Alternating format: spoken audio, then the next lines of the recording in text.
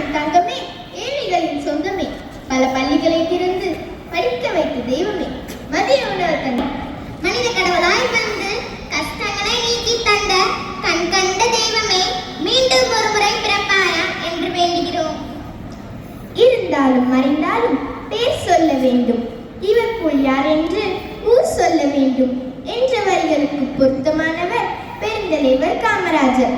கர்ம வீரர் காமராஜர் அவர்களின் வாழ்க்கை வரலாற்றை பற்றி இங்கு காண்போம். காமராஜர் அவர்கள் 1903ஆம் ஆண்டு ஜூலை மாதம் 15ஆம் தேதி விருதுநகரில் பிறந்தார்.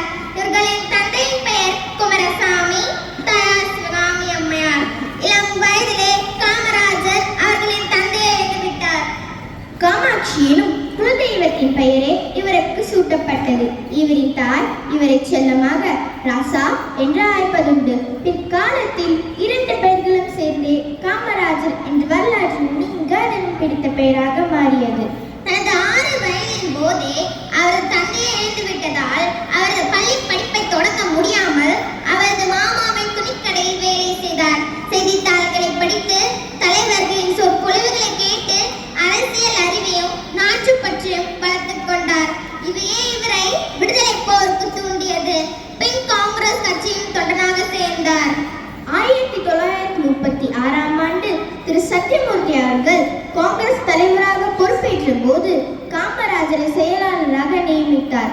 தாய்நாட்டிற்காக 9 ஆண்டுகள் சிறைவாசம் அனுபவித்து காந்திய வழியில் கடமையாற்றிய காமராஜரை 1954ஆம் ஆண்டு முதலமைச்சராக அரியணை ஏற்றி மக்கள் பார்த்தனர். கட்டாய கல்வி, இலவச கல்வி, இலவச மதிய உணவு திட்டம் என பல திட்டங்களை ஏழை எளிய மக்களுக்காக செயல்படுத்துகிறார்.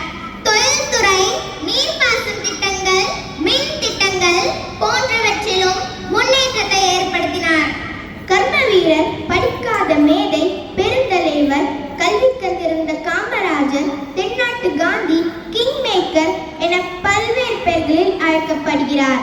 மக்களிற்காக பல மகத்தான திட்டங்களை செயல்படுத்திய காமராஜரை 1975ஆம் ஆண்டு முதலமைச்சராக அரியணை ஏற்றி மக்கள் பார்த்தனர்.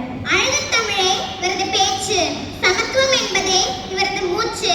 தென்னாட்டு காந்தியும் இவரே, கதிராடி அறிந்த கல்வியின் தந்தையும் இவரே. தர்ம வீரரும் இவரே, கர்ம வீரரும் இவரே.